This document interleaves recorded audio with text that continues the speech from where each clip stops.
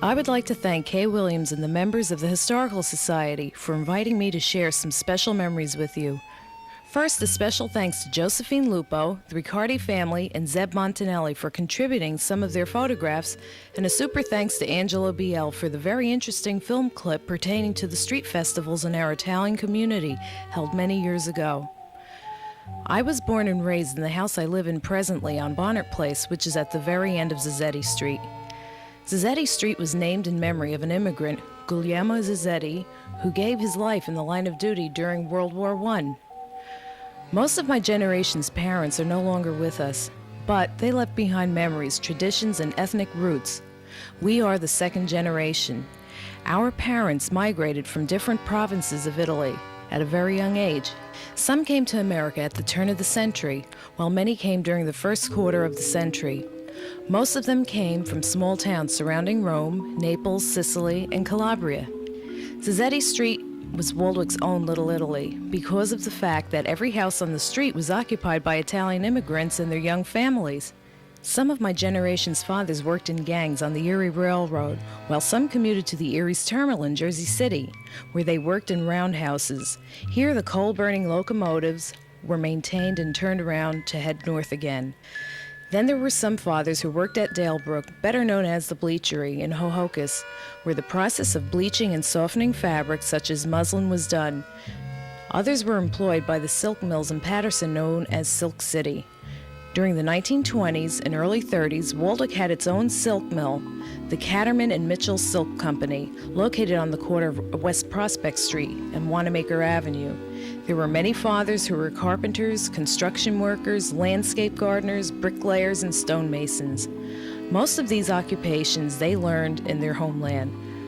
My great-uncle Bartolomeo della Cenere, better known as Jimmy the Mason, was an excellent stonemason. Some of his efforts can be seen in the area. For example, the St. Elizabeth Church on Fairmount Road in Upper Ridgewood, the stone walls along Franklin Turnpike in Ramsey and Hohokus, and also the Ramsey Country Clubhouse in Ramsey. After working a very long 10 to 12-hour day, most of our fathers spent much of their time in their huge gardens where they raised tomatoes and vegetables and even fruit trees. No need to remind you that almost everyone had to have a fig tree. In the backyard, many had a pergola. What is a pergola, you're asking? It was a structure built by hand consisting of strips of wood crossed to form spaced openings, similar to lattice work, where grapevines would cling to and climb, covering the whole structure. It was customary to have a table and some benches within where many family gatherings and parties were held. The tomato, as I recall, had a priority over other fruits and vegetables. Late in August of each year, our mothers would be busy packing the ripened tomatoes. This was a family affair. Everybody, including children, lent a hand. Our fathers kept the fires in their handmade fireplaces burning, where large galvanized tubs filled with simmering water and the tomato-packed mason jars were placed in order to form a vacuum within each jar.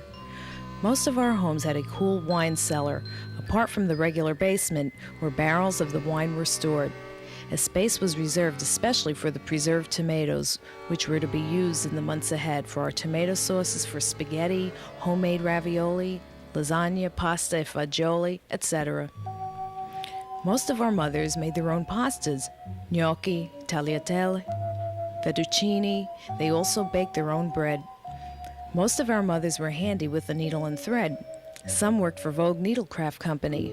Vogue replaced Catterman and Mitchell, and shortly before World War II, Medox Weaving Company replaced Vogue Needlecraft. Medox Weaving offered many positions to my generation, who by this time were of age to work. There was a mix of our parents and their children working together for Medox. During World War II, they started weaving fabrics for parachutes and soldiers' neckties. Backing up now, where I pointed out that some of our mothers were handy with a needle and thread, the majority owned a treadled sewing machine, and those who did would work wonders with remnants and empty flour sacks. They made pillowcases, dish towels, petticoats, and then they would edge these with crochet and decorate these with embroidery, an art they were taught by the Catholic nuns in Italy. Most families had a chicken coop and a hatchery, along with a rooster or two. The neighborhood would awaken every morning with the cock's crow, a sound that cannot be erased from our memories. Then in the fall of the year, our fathers would be faced with another task, winemaking. This was an art in itself, carefully thought out with lots of work involved, but well worth it. There would be the usual taste tests to see who would make the best wine in the neighborhood. My father gave up winemaking after his first try at it. His wine turned to vinegar. It wasn't wasted, though. Our friends and neighbors had the best wine vinegar for what seemed to be forever. After the grapes were crushed, they would take the wooden grape crates, stack them up neatly, pull out and straighten all the nails and save them for use on any upcoming projects. The wood from the crates kept our homes warm for a few chilly fall nights ahead, since we had coal-burning furnaces at the time. Nowadays, you might see these grape crates along the curbside to be collected by the garbage collector. Some of our fathers longed for the religious festivals they grew up with in their native hometowns in Italy. In 1922, a committee was put together. With a lot of patience and hard work, they planned the first festival in honor of La Madonna Maria dell'Assunta. For those who had a problem pronouncing her name, the letters MSA were substituted, or we would say Our Lady of Assumption. Assumption per se is a doctrine of the Roman Catholic Church, a belief on the part of those who accepted the fact that the body of the soul of the Virgin Mary were taken to heaven by the angels to be with Christ. Assumption Day falls on August 15th. It is a church feast day celebrated in Roman Catholic churches. This day is a holy holiday throughout Italy, and this day is the start of vacation time, similar to our 4th of July week. Before any festivals commenced, a solemn mass is celebrated in all churches commemorating her bodily ascent to heaven. The first festival was held in August 1922. In this picture taken in front of the old St. Luke's Church in Hohokus, you can see how some of our fathers and many of the local young girls dressed in white depicting virginity in honor of our Blessed Virgin Mary. To the right of the picture, you can see a banner bearing the image of the Blessed Virgin Mary. A Mass was celebrated at St. Luke's, followed by a procession up Franklin Turnpike, left onto West Prospect Street, across the railroad tracks, and right onto Zazzetti Street, ending at the end of the street, what was later to be called Marconi Hall. A handful of our fathers erected a wooden chapel covered with fabric and decorated with flowers made of crepe paper by our mothers. The banner was set into the chapel. Fresh flowers donated by devotees surrounded the platform of the chapel. Along each side of the banner, yards of satin streamers would hang. On these streamers, the devoted would pin dollar bills or whatever else they could afford. As the years passed, the festival became very popular. By the mid-30s, our mothers formed their own organization, the Society of Maria dell'Assunta. Soon after, their young daughters organized a similar organization. Henceforth, the mothers became the MSA Seniors, and the young daughters were known as the MSA Juniors. The young males weren't about to be cast aside. In due time, a marching band was organized. The band was directed, and each member of the band was taught by Professor Gaetano Dittamo. Our mothers decided they should all be dressed in uniform. The juniors followed suit.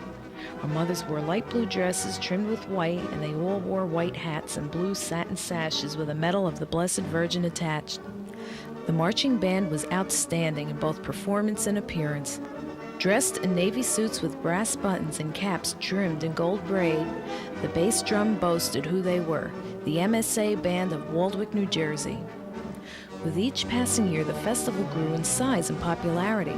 The processions were extended further throughout the neighborhood streets. Organizations from nearby Patterson and Passaic were invited to march in our processions. We, in turn, would be invited to march in their processions.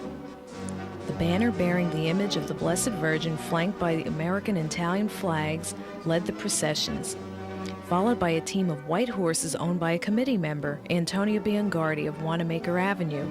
His grandchildren dressed as angels and were mounted on each horse. The angels were Nancy Biangardi and her cousin, our own police chief, Dan Lupo.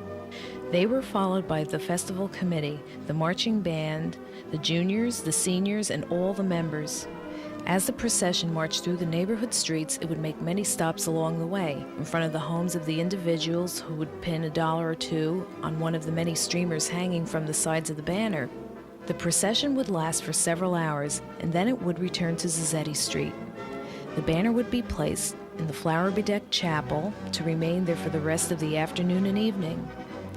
At this point, Zazzetti Street and Bonner Place would be blocked off to traffic. The whole length of Zazzetti Street was lined at both sides with poles from which brightly colored light bulbs would be decoratively strung across. Each set of poles was set in front of a house on Zazzetti Street. The electricity was provided by the homeowner.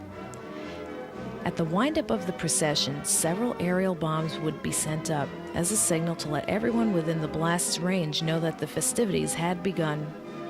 Buses filled to capacity came in from Paterson, Passaic, Newark, Brooklyn, New York City, Connecticut, and other nearby towns to enjoy the festivities and the food, such as traditional sausage, peppers, and onions, hot dogs, pizza, corn, sofrito, clams, beer, wine, soda, shillelagh, better known as ices, coffee, Italian pastries, and more. There were rides, penny pitch stands, games, raffles, live Italian entertainment, comedy acts, singers imported from New York City's Italian radio station WOV. A band concert by our own band was scheduled for later in the evening. And finally, at the end of the evening, around 10 p.m., a huge fireworks display was enjoyed by everyone. By midnight, it was all over. Back in 1937, the Marconi Social Club was incorporated. Their clubhouse was where Graff and Lorch cabinet makers and the B&C Communications stand today at the very end of Zazzetti Street. Anyway, for years, our fathers would take a walk to the clubhouse. They'd spend a few hours playing Italian card games such as La Briscola or Tre Sette, or they would go around to the back of the clubhouse where they had two bocce alleys, a version of bowling. Then there would be a few who'd much rather sit in front of the clubhouse, puffing on their De Nobili cigars, sipping a little homemade wine, and discussing the events of the day, namely the war. There would be moments where one would think that they had the solution on how to bring the war to an end. Now and again they would be doing lots of reminiscing about the old street festival. When the war was finally over, all that reminiscing didn't go to waste. In due time, plans were underway for another try at the festivals. In 1945, the Second Street Festival was organized. Although it became a reality, it was on a much smaller scale. It was celebrated on the first weekend in September in honor of Our Lady of Mount Virgin. Since the MSA organizations, including the marching band, had been disbanded, they hired a marching band out of Paterson. By this time, some of our fathers had become grandfathers, and their granddaughters marched in the processions, including some of our die-hard mothers and invited guests. In spite of the fact that some of the pomposity of the old street festival was missing, the spirit was still alive to those who refused to abandon the idea of having another street festival. In all, the festival gained momentum and popularity with each passing year. The last festival was celebrated in September of 1960. By this time, the Marconi Social Club was also disbanded, and the clubhouse was sold to Waldwicks Corporation and eventually to Graff and Lorch. Though the festival came to a halt, the Italians of Waldwick marched on to organizations such as the Police and Fire Department, the Ambulance Corps, the VFW, the Lions Club, and the American Legion.